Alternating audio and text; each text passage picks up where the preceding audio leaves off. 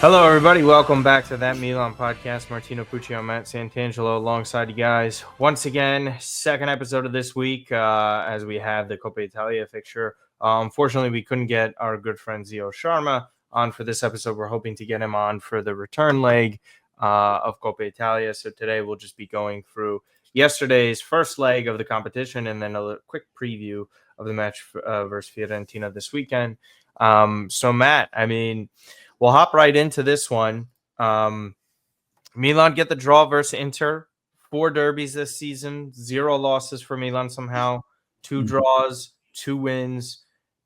Very interesting. This one was a little similar to our last Serie A match against Inter, where I think that there was some back and forth where Inter had more chances throughout the match, but Milan created plenty, finished their chance, were able to get ahead within this one, and then eventually Inter grab a late goal to get a result here.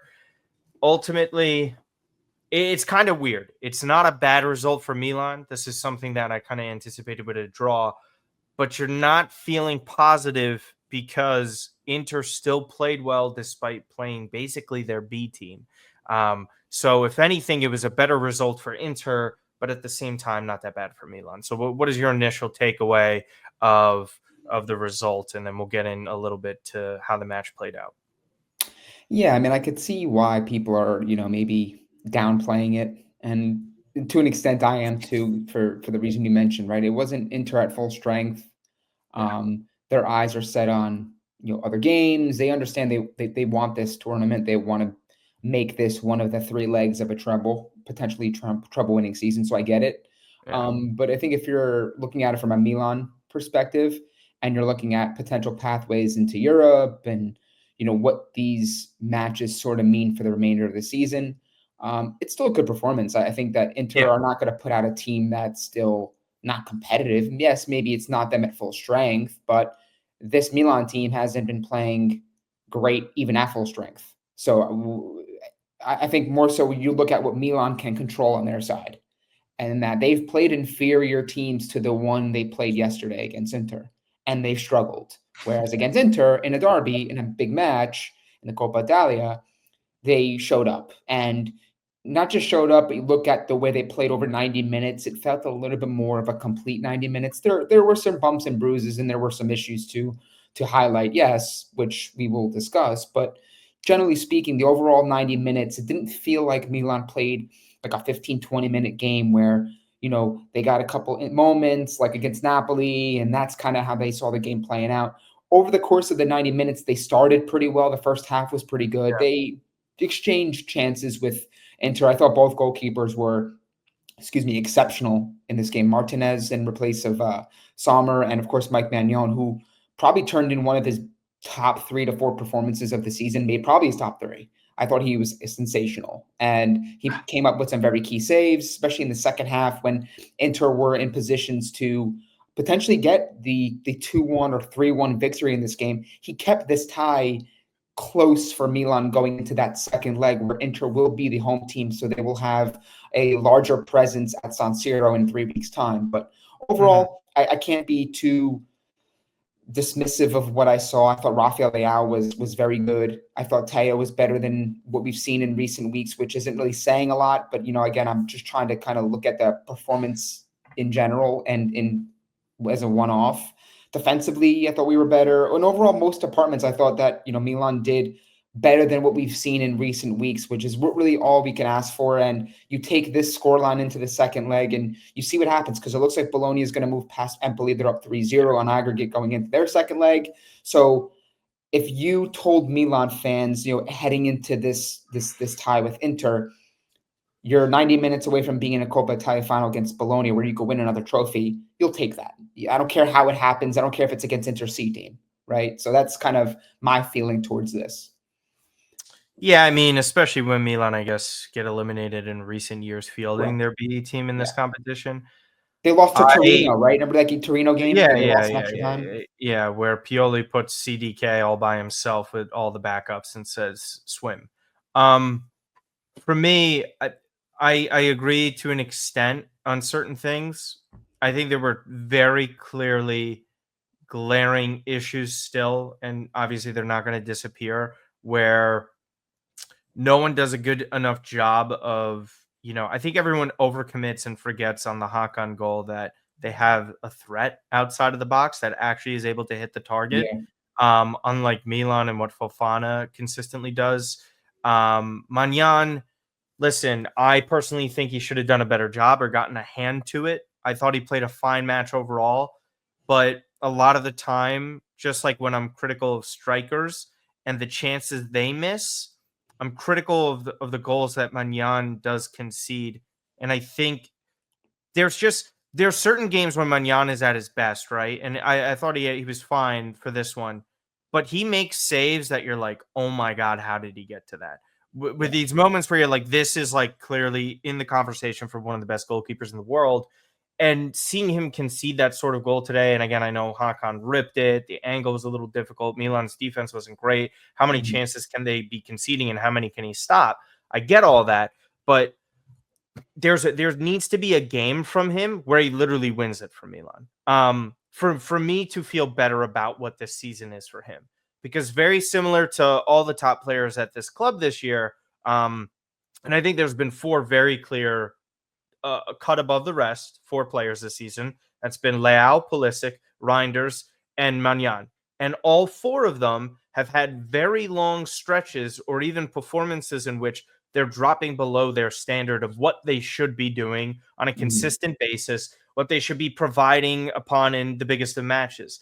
I think that Milan, once again, were fortunate not to lose this. I don't think it's as fortunate as the recent Serie A game. I thought Milan also should have had multiple goals. You mentioned Martinez put in a really good shift. Rafa almost scored on one on his left foot in the first half. I thought Leao was fantastic. Not a complete 90-minute performance. I think the substitution from Conceição to take Rafa off with like 5 minutes left was kind of silly to me, because it's like he almost won it on a curling shot. That was a Yeah. bit wide. The opportunity that he just like this is why he's the best player, because out of nowhere he could win the game for you. And I just think within the last 5 minutes, it's 5 minutes. Keep him on. You Yeah. just had benched him against Napoli. He didn't play a full 90 there. I know we have a match this weekend against Fiorentina. Keep him on for 5 minutes. As you had mentioned, sure, does it save the season? No, but getting to the Coppa Italia final would be huge, because it's a great opportunity to win a trophy. Not saying we score within those 5 minutes. I'm just saying you have to give yourself an opportunity for at least something to happen. Yeah. So that's kind of the slight critique that I have of Conceição there. Let's get into the second half, really. This goal by Tammy, I mean, just kudos to him. I mean, this was a great fake. I think he faked out the majority of people watching. Mhm. Obviously, I think it was Bisek who was on him and gave him way too much space. Martinez couldn't stop the shot. So Tammy put Milan ahead here. Seems like he's really only performing in Coppa Italia and against Inter this year, which we won't really complain too much about.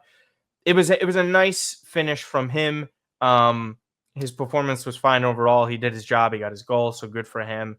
Obviously, we'll get into Milan conceding thereafter, but again, I thought this was a great job by him, reminiscent a bit of Giroud's goal in the 2-1 victory just a couple years back. But Tammy doing his job and putting Milan in a position where the pressure is now on Inter in this one, to get something out of it. I thought also like Milan were a little bit too inviting at times to Inter, where they weren't keeping their foot on the gas. Inter was pushing up and attacking. But this goal from Tammy was a very nice job by him. Obviously, he's one of the main reasons why Milan is in contention to get to this final. Yeah, I mean, I think that, Sergio going with Tammy Abraham, I think is also a testament to the fact that he's willing to go to, to pick the players that are ready and able to help him out, right? And, Yeah, despite De Santiago Jimenez coming into the equation in January, he had that penalty miss on the weekend.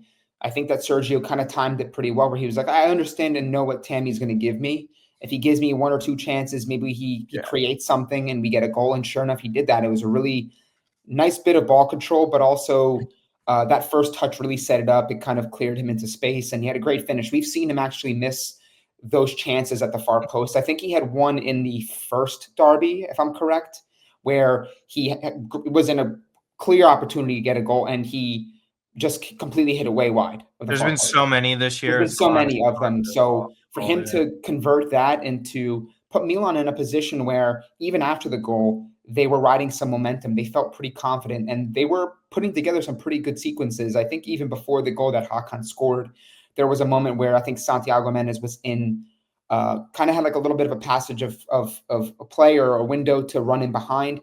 And I looked like as though that there was a foul. I don't know if it was before or after the goal, but I think regardless, the way that Tammy played, I think is something that Santiago Menez should look at. And I think at this point of the season, I don't think you can factor in feelings and the fact that you spent X amount on a new striker. I think you need to go with the guy that you feel like is going to give you a pretty safe floor performance.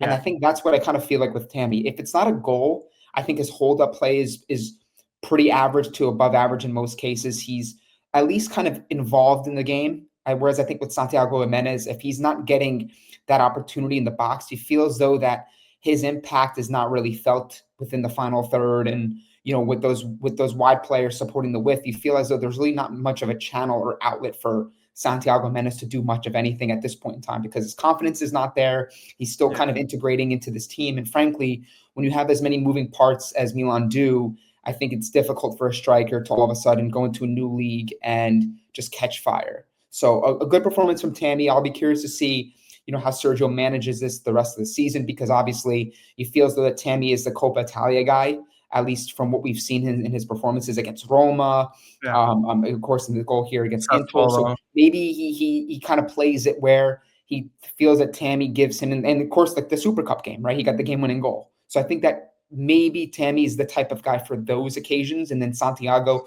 you can put him against some of these other clubs in Serie A, and hopefully that's where he is able to regain some confidence and some form. Yeah. Again, it's just goal production. His future is very much up in the air. It does not seem like he's staying in Italy at this point. Like, regardless if Milan redeem him, really difficult to speak on.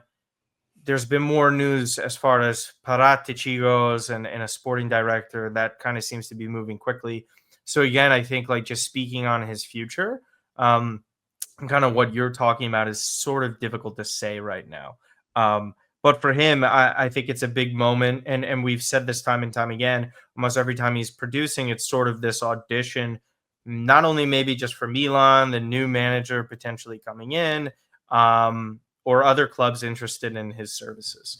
So quickly over to the conceding of a goal against Hakan. I mean, you cannot allow a player like this with this technique to have this time and space, regardless of how far outside the box it is.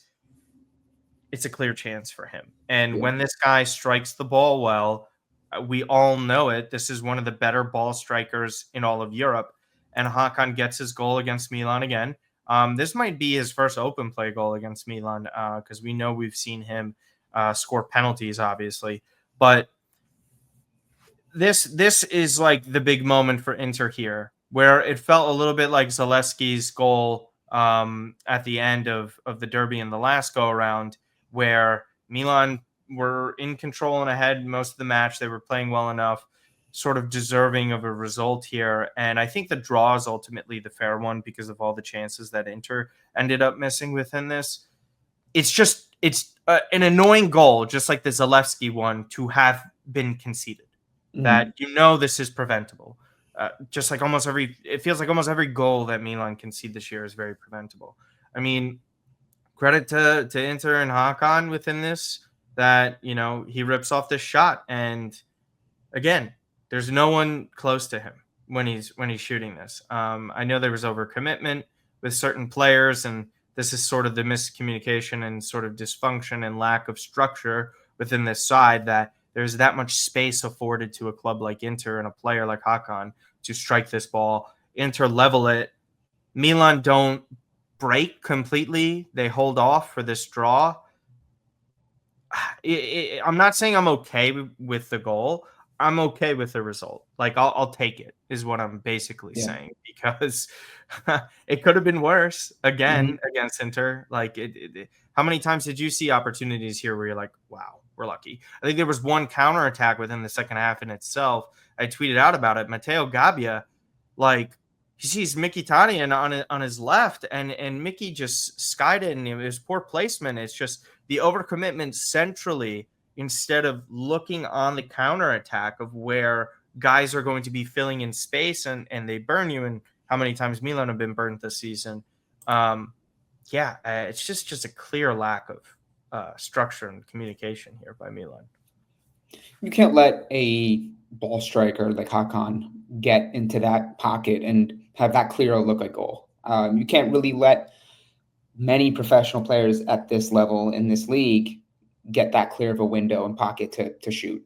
I mean, they'll make you pay, the professionals, right? But I think Hakan specifically, who's obviously, even at his Milan days, for all the struggles and issues he had there, he was playing as a winger or a left midfielder, as a number 10, whatever. But truthfully, I mean, is one of the better ball strikers, in my opinion, in Europe. I think the way he hits the ball is very clean, hits it with power. It's really placed well. I've seen him score goals like this quite a few times during his Inter Never stint. did it at Milan, though. Yeah, he didn't, but I think still, I think that you can kind of see the way He was still plays. capable of it. Yeah, he's definitely still capable. I mean, the how many times have people watched that long free kick he made at Leverkusen from like midfield? Like the guy can hit, the guy can really shoot.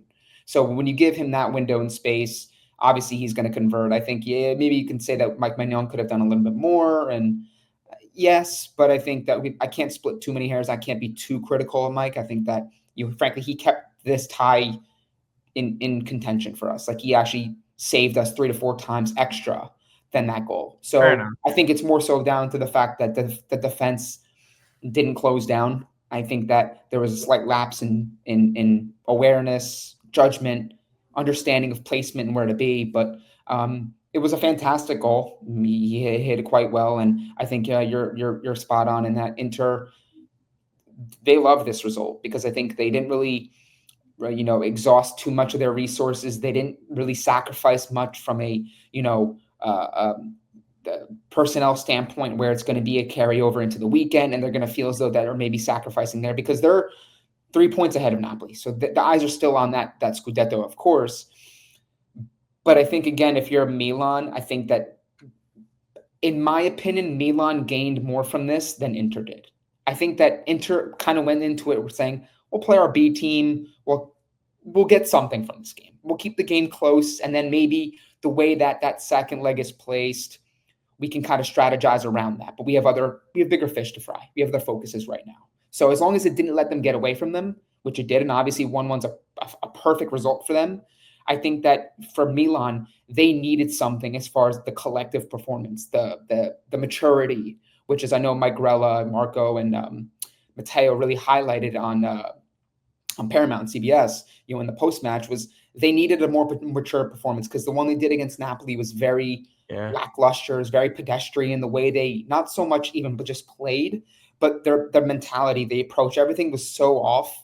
And I think that they needed a collective effort. Rafael Leao was fantastic in this game. I thought that you really got a clear understanding of what he can do. And I think this is something that kind of came to me, and I knew of this feeling and sentiment towards Rafa. But games like this kind of put me at ease a little bit, because I think, frankly, people are expecting Rafa to be this volume goal scorer. And I know he should be scoring more than what he should. I know he had a couple moments in this game where he probably could have scored. Yeah. But I think I'm at peace knowing that he's probably never going to be this big time volume goal scorer. He's an elite winger, an elite chance creator. Because if you look at the games that he comes in, even off the bench, where we have nothing going, you put him on the pitch in a game against Inter, dominating. And people will look at it and say, he didn't score, he didn't do this, he didn't do that. But when he creates, when he's going and he's motivated, he's into the game, which is kind of been a common concern of his or criticism of his. Mm-hmm. I think that that's kind of where I'm at with him. And I think a performance like this is, if you can get something like this from him consistently, I don't think many Milan fans are going to be complaining. Yes, they want more goals. Yes, they would have loved for him to bury, one of the chances that he had, which he came very close to doing. But I think if he's supplying these chances and Pulisic scoring the way he is, and you're getting the production you hopefully should get going forward from Santiago Menez, if not the rest of the season, next season going forward, you'll take that because the assist numbers are there. We've seen the numbers over the past 5-6 seasons. They're amongst the best in Europe. So that's kind of where I'm left with Rafa. I know people say a player of his caliber and his quality and what he's accomplished, he should be doing more in goal scoring opportunities. Absolutely. If he can't be Vinny, be Rafa and be above average and consistently a chance creator, consistently a threat, consistently a menace in 1v1 situations. And that's exactly what he was yesterday, in my opinion. How many years have I said that about his goal scoring? I mean, it's I like no, I'm not even, it's not even like a you thing, but I was thinking about this yesterday because me and Stevie P of Milan Weekly, he was messaging me about the Pulisic penalty thing. He's like, we have the same thoughts. And I'm not sure if Stevie has the same thoughts, but I was just like thinking about a conversation that we had a while ago. And this isn't even a slight at all. And I have to preface this because guess what? It's the internet. Rafael Leao is not as bad as some Milan fans think. Yeah. And his potential is not as great as some Milan fans think. This right here, like, I think a lot of people are under the assumption that this player should be Kaká level. And I'm here to tell you, you guys have been setting ridiculously high expectations on this player when he's never, ever shown you that he is that capable of a goal scorer. In terms of the ball striking ability and the consistency. He had the one season, I think, before last where he had 15, but I get you. Yeah. The 15 is like in spots in which like they created so many chances. It's sort of like, how does he not finish? Like they were such a prolific offense within the league. Yeah. I'm talking about like, when has, like, people think he should be getting 20 goals this season on a consistent basis. And for starters, like that's really hard to do for anybody. Secondly, he's never been that guy, and that's okay that he's not. And it's Milanisti's expectations for a player that they want to set so high because they're Milan. That's really it. That's all it is. They don't look at like the entire scope of it all. They assume if you're the best player at Milan, you're wearing the number 10, you have to be this level of good. Instead of objectively just looking at the player and what their capabilities are and how good he actually is. Like how many times do we hear this about like El Shaarawy and all these other players that have like come through the years that are very young and talented players that have potential, but they just assume they're Ballon d'Or winners or entitled to this idea that they should be Ballon d'Or winners because they play for this club, that they wear a certain jersey, that now they have to be this level of a player. Guess what, guys? If he was that good, he wouldn't be here anymore. Just straight up, you would know it. Teams would have bought him a while ago for an obscene amount of money that you think he is worth, and sometimes other people are not worth. Like we have people within this fan base that think this guy is worth 40 million euro. And then there's other people who think he's worth 175. I'm here to tell you he's neither. He's probably at best a 100 million euro player relative to the market because guys like Mudryk go for 100 million, and that's okay. That's okay. But guess what? He's the top assister, as you mentioned, being an elite creator. He's the top assister in Serie A the past 5 years. We're talking about half a decade. Is that not enough of a sample size for you people? Are you not satisfied enough? Like, what more do you want from him is ultimately my thing. Talking even goal contributions too. Like, yes, he don't take penalties. I know it's not supposed to be a Rafa centric episode, and I get that, but I think that people always want to hear our opinions on like the top players and I think I defend him, right? And I look at it and I'm like, I think when people look back at the end of his career, I think now it's easy to be frustrated because I think their frustrations, they look to their star players in moments like this where they're good. Okay, man, Rafa was a hero in the Scudetto winning season. Everyone looks at him. He's sensational. We have to keep this guy at all costs. And then when things go poorly, it's, okay, who are our main scapegoats? Because the guys that should be raising the bar for this team are not doing it. Rafa, Teo, Maignan, Tomori, all these guys. So it's easy to look at Rafa and just kind of like unpack performances and nitpick a lot of things. And objectively speaking, I don't think he's had his best season. I think that obviously we've seen better from him in more like complete years that he's been at this club, Scudetto winning season specifically. He had a lot of clutch performances when we absolutely needed something and we needed a result. He was the guy that was at the heart of it. But there were a lot of performances in those seasons as well, and that season as well, where maybe he wasn't scoring the goals or getting the assists on the score sheet, but man, like he was the main cog. He was the outlet creating for Giroud or some of the other players in the team. I think that what people are going to look at with Rafa, if let's say he was to leave this upcoming summer or a couple of years later, or even at the end of his career, they're going to say, man, like I think actually people underestimated or underlooked or valued just how good he was in a team that largely underperformed relative to expectations, relative to the total quality of players they had, but also the amount of chances that were on the doorstep and missed, which I could have elevated his conversation as even more so with the additional assists and additional defining moments, right? Because we looked at, even if you look at Kaká's seasons, and I hate to compare the two, but you have the graphic up there.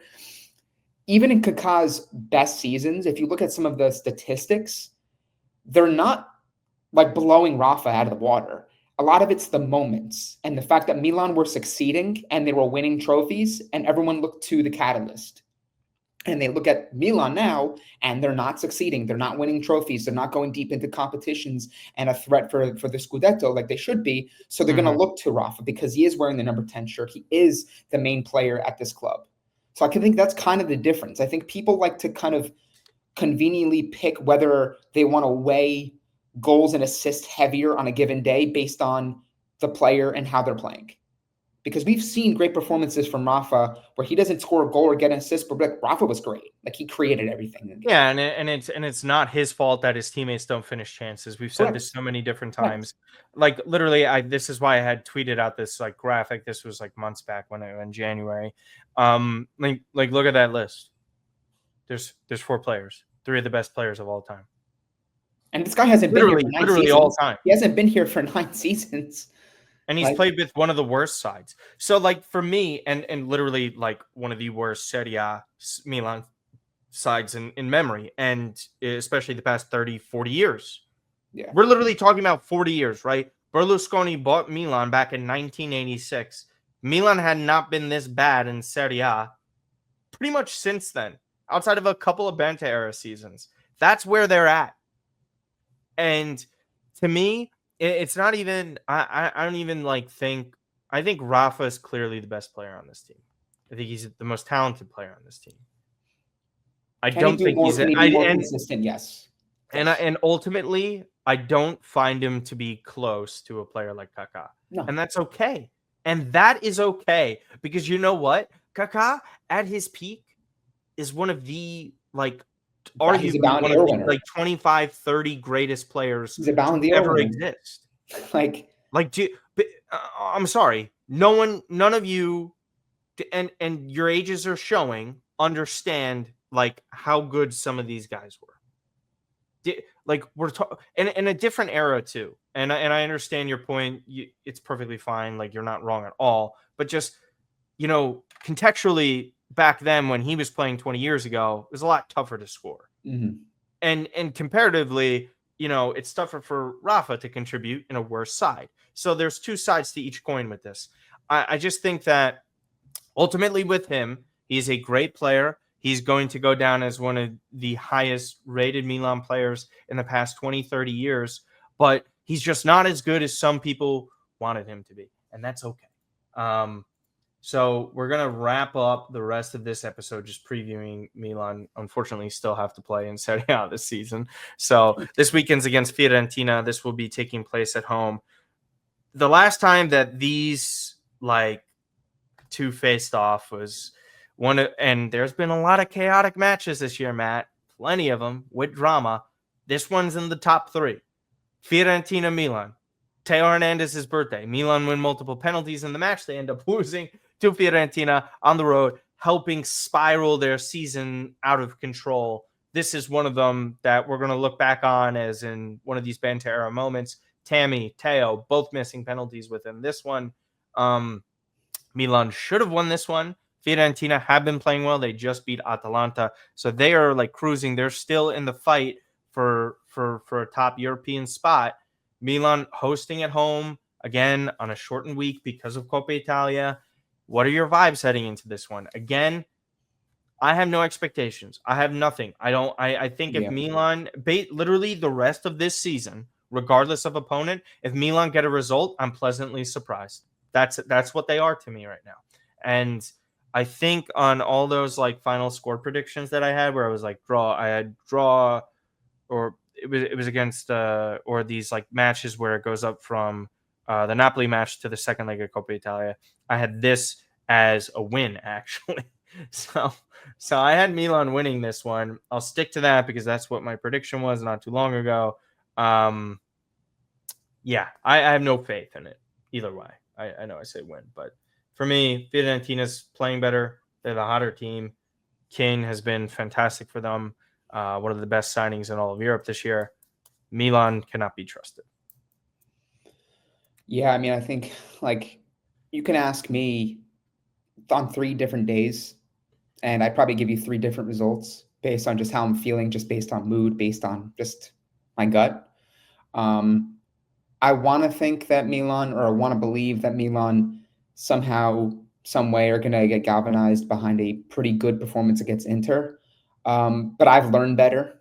Obviously, I'm not saying that they can't go and play Fiorentina and beat them. I think this Fiorentina team, while have gotten some really good results lately, they battered Juventus. Obviously, that lent a lot to the decision to fire Thiago Motta. You mentioned the Atalanta victory. So this is a team that they've regained some form. They had a pretty difficult 2025 after,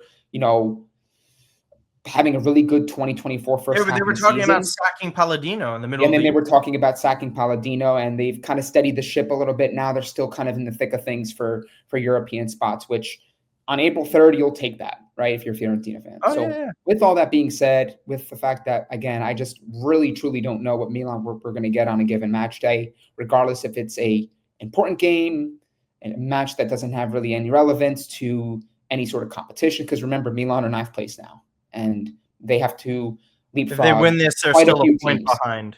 Yeah, they're still trailing. That like they have to basically go on a run where they win 4 or 5 straight to give themselves even a fighter's chance at top 4. Like they need to really go on a run, and they need to win all 8 matches, and they're not mathematically out. Like this isn't mathematically a must win, but by all intents and purposes, it is because of obviously where they're at. So with all that being said, so we can wrap this up.